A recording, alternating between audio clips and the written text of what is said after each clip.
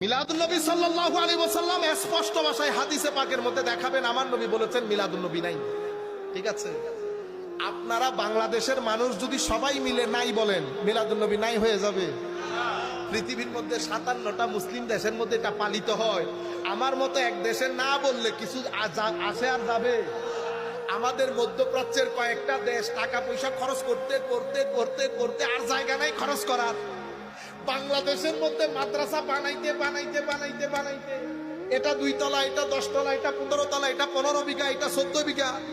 আমি আপনাদেরকে বলি, ধরেন আপনি পুরা বাংলাদেশ কিনে ফেলছেন, পুরা বাংলাদেশ।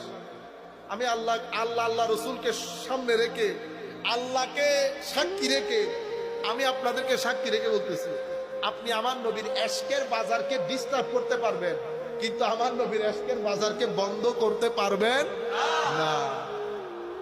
এটা পৃথিবীতে কোনো কালে কখনো হয়।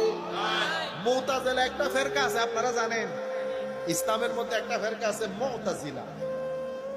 এক সময় মুসলিম সরকার মুতাজিলা ফিরকাকে প্রমোট করে আহলুস সুন্নাহ ওয়াল জামাতের উলামায়ে কেরামের উপর অসম্ভব জুলুম করেছে, বন্ধ করেছে।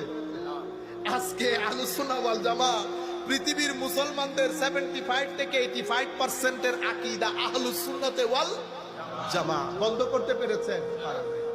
গত 70 বছরে পৃথিবীর মধ্যে প্রায় আমাদের সরকার, মানে মধ্যপ্রাচ্যের সরকারগুলা 70,000 কোটি টাকা থেকে বেশি খরচ করেছে আল্লাহর ওলিদেরকে না বলার জন্য, শবে বরাত না বলার জন্য।